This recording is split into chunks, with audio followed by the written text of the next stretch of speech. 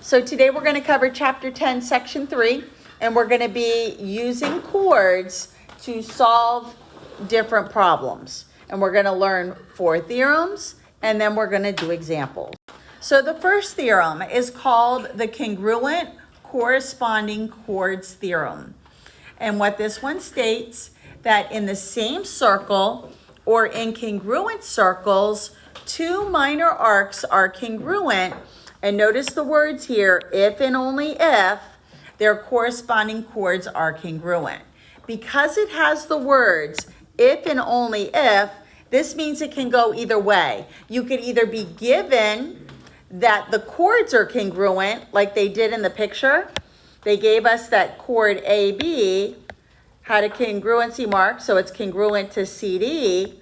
So because I have congruent chords, their intercepted arcs are also going to be congruent. So then you could conclude from the congruency marks on the chords that arc AB is going to be congruent to arc CD. Or, like they wrote in words here, if you're given that the arcs are congruent, then you can conclude that the chords are congruent. So you can go either way. They'll either give you the chords are congruent and you prove that the arcs are, or vice versa. So again, when you're doing the homework, you're going to tell me which theorem justifies your answer. So our next theorem is called the perpendicular chord bisector theorem. And this one states, if a diameter of a circle is perpendicular to a chord, then the diameter bisects the chord and its arc. So in this picture, my diameter is here in red, and it's perpendicular, because it's got the right angle to this chord. So because it is perpendicular to the chord, I now know that HD is congruent to HF, and arc FG or GF is also congruent to arc GD or DG. So because that diameter is perpendicular to the chord, it bisects that chord and the arc. So the perpendicular chord bisector converse, this one states if one chord is a perpendicular bisector of another chord, then the first chord is a diameter. So here, they're going to give us that the 2 chords are perpendicular, a perpendicular bisector, then we can prove that the first chord is a diameter. So in this picture, because we can tell that this chord here was bisected by a perpendicular segment, we could show that QS here is the diameter. And the last theorem from the notes today is called the equidistant chords theorem. And this one states that in the same circle or in congruent circles, 2 chords are congruent if and only if they are equidistant from the center. Again, this theorem has the words if and only if, so it can go either way.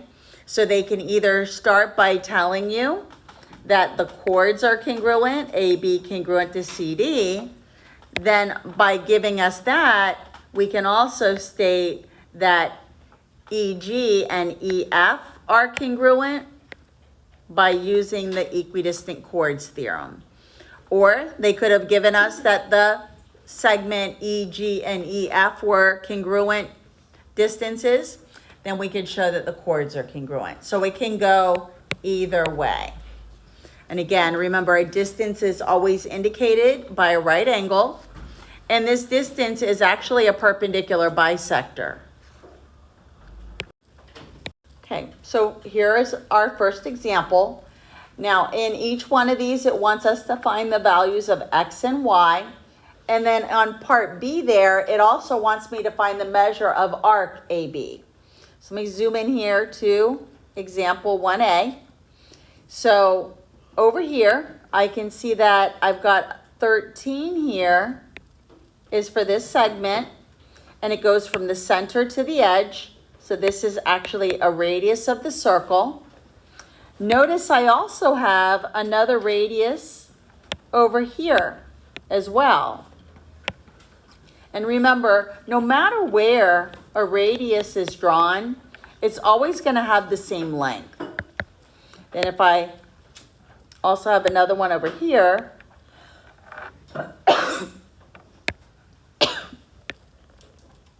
so this one would also have a length of 13. But really the only one that I need to use is going to be the red one, because notice what I've created here is, if I connect this to all these three segments, I've formed a small right triangle. And notice I have three of the sides labeled. So I'm going to go ahead and pull it out so you can see it a little bit clearer. So this side is 5. The radius here is the 13. And I'm trying to find x. Notice it's a right triangle, and anytime I want to find a missing side of a right triangle, I can use Pythagorean theorem. And that's what I'm going to do here. Now, my hypotenuse is always across from the right angle. So this radius here, this is actually my C.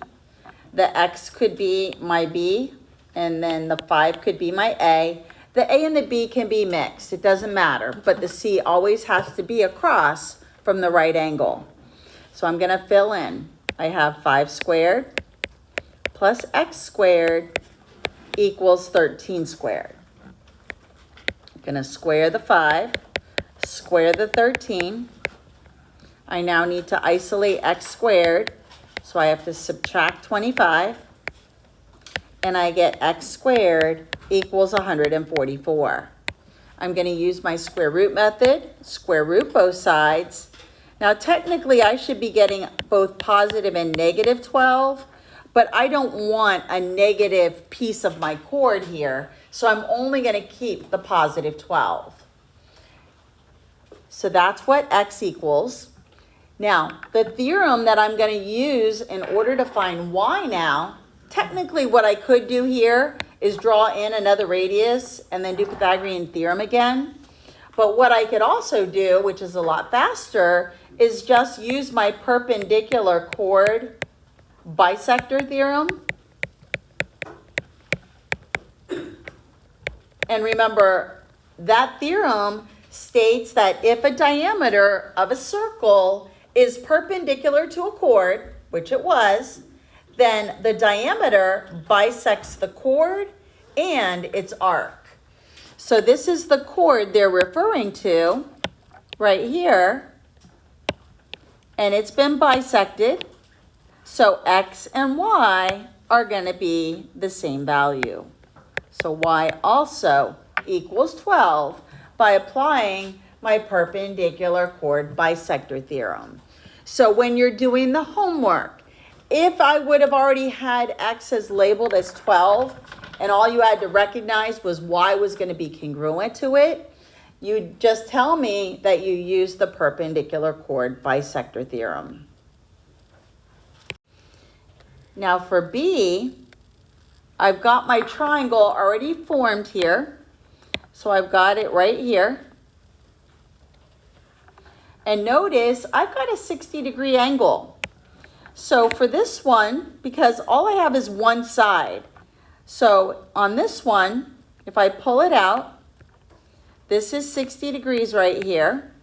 So this is going to bring back my 30, 60, 90 knowledge.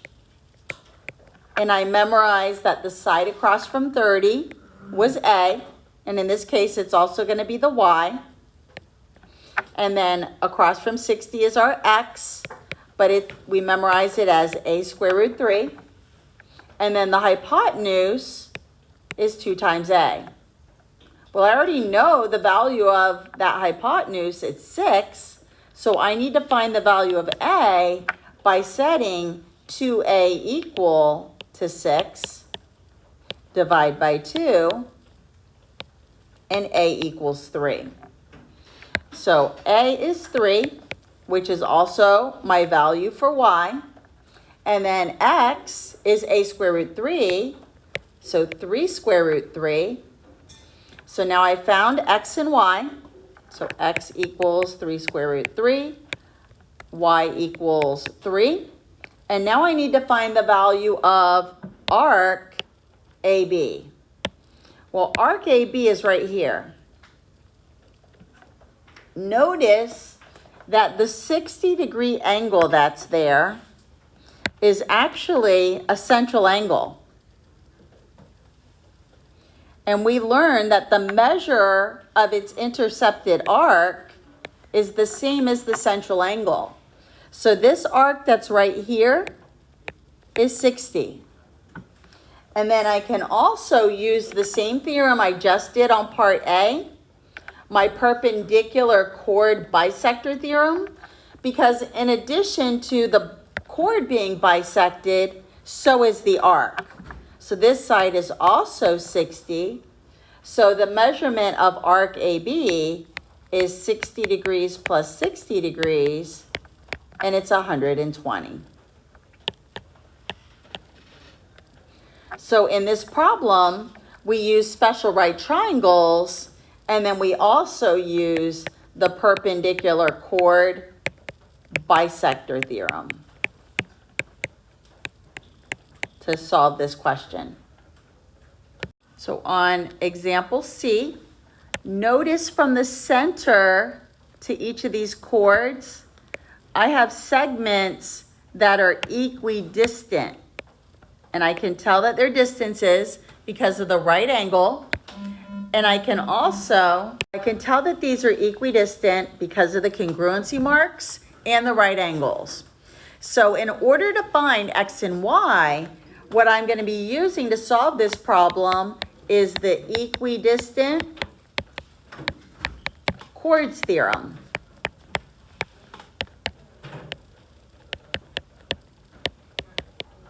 So when two chords are equidistant, then those chords are going to be congruent. So I know that this chord is going to be congruent to this chord. And so far, they've given me that from here to here is 8. So I also know that that equidistant segment bisects that chord. So that tells me that x is going to be 8. And the length of the chord is going to be 8 plus 8. And it's 16, which is also the value of y using my equidistant chords theorem. So the next one wants me to find the measurement of arc CD. So arc CD is right here. It's the 9x. Now, you might be tempted to think, wait a minute, I've got a 90-degree angle. Maybe 9x is just equal to 90, but that 90 is not a central angle, so that arc measure is not equal to 90. Instead, what I can use, again, same theorem, the perpendicular chord bisector theorem, because I can see that this diameter is perpendicular to this chord, which tells me that this chord has been bisected, as well as these two arcs here. So this arc and this arc are going to be congruent. So in order to find the value of x, I'm going to set 9x equal to 80 minus x, because CD, that arc, is congruent to DE. So I'll solve for x. I'm going to add x and then divide by 10, and x equals 8. Now it didn't ask for x, it asked me to find the measurement of arc CD, and CD, its arc measure is 9x, so I need to plug in 8 for x, multiply it, and the measurement of arc CD is 72 degrees. Now, let's say instead of them asking for CD, let's say they asked us to find the measurement of arc BC or even BE. So if you recognize that this is a diameter and its endpoints are for a semicircle arc, all I have to do to find BC or even BE is take 180, which is the semicircle, subtract out the piece I already have, and that measurement would be 108.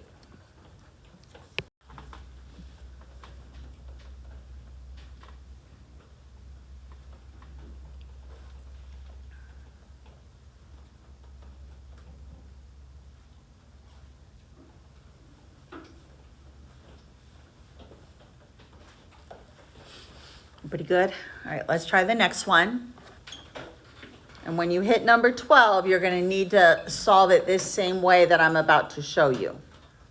Okay, so in order to solve this question, they gave me that QR and ST were equal, and they both equaled 16.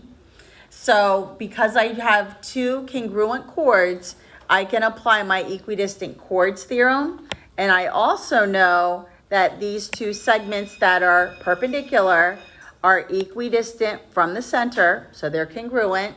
So I'm going to set 2x equal to 5x minus 9.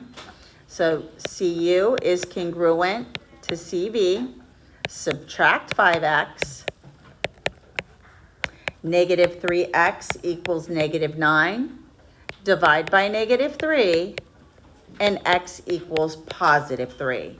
Now, it didn't ask me to find x. It asked me to find CU. And CU equaled 2x. So plug in 3 for your x. And the length of CU is 6. Now, let's just modify this. And let's take this one step further. Let's say instead of them just asking us to find CU, let's say they asked us to find the radius. So what I'm going to do, and again, a radius isn't drawn in here, but you could draw one yourself. So what I'm going to do is I'm going to go ahead and connect C and R. And notice I've now formed a little right triangle here. So let me go ahead and pull that out. So if I pull that out of here,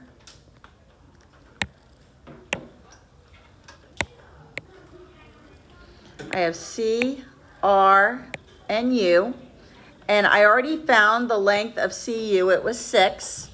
Now the 16 has been bisected.